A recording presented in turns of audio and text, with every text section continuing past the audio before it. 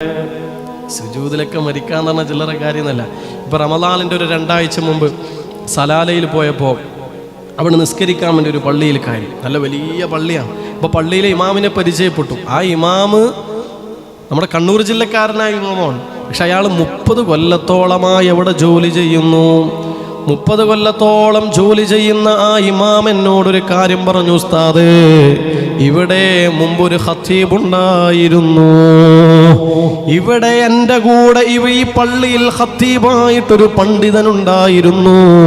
അയാളൊരു അറബിയാണ്, ഒരു ഒമാനിയാണ്, നല്ല കറകളഞ്ഞ സുന്നിയുമാണ്.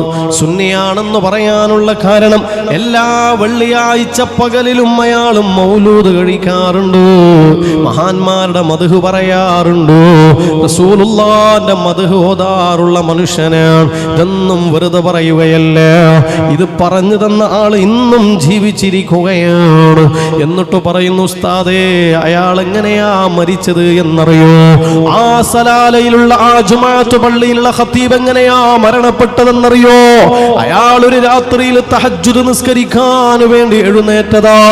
പാതിരാവിന്റെ പാതിവേളയിൽ തന്റെ ചുറ്റുഭാഗമുള്ളവരെല്ലാം സുഖസുന്ദരമായി കിടന്നുറങ്ങുന്ന നേരത്തു ആ മനുഷ്യൻ തഹജ്ജുദ് നിസ്കരിക്കാൻ വേണ്ടി എഴുന്നേൽക്കുകയാ. തണുത്ത വെള്ളത്തിൽ വുളൂ ചെയ്യുകയാണ്. അങ്ങനെ നിസ്കരിക്കാൻ മുസല്ല വിരിക്കുകയാണ്. ആ മുസല്ലയിൽ നിന്നിട്ട് അല്ലാഹു അക്ബർ നിസ്കാരത്തിലേക്ക് പ്രവേശിക്കുകയാണ്. തഹജ്ജുദ് നിസ്കാരമാണ്. അങ്ങനെ തഹജ്ജുദ് നിസ്കാരത്തിലൂടെ ഇങ്ങനെ കടന്നു പോകുന്നു.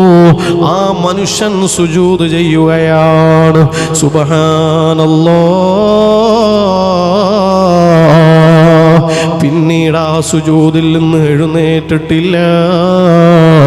അങ്ങനെ തന്നെ അങ്ങ് മരിച്ചുപോയി.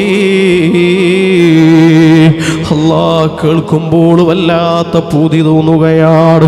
പടച്ചോനെ, ഇത് ചോദിക്കാനുള്ള അധികാര അവകാശങ്ങളില്ലെന്നറിയാം, ഇത് ചോദിക്കാനുള്ള ഇബാദത്തുകൾ ഞങ്ങൾ ചെയ്തിട്ടില്ലെന്നറിയാം.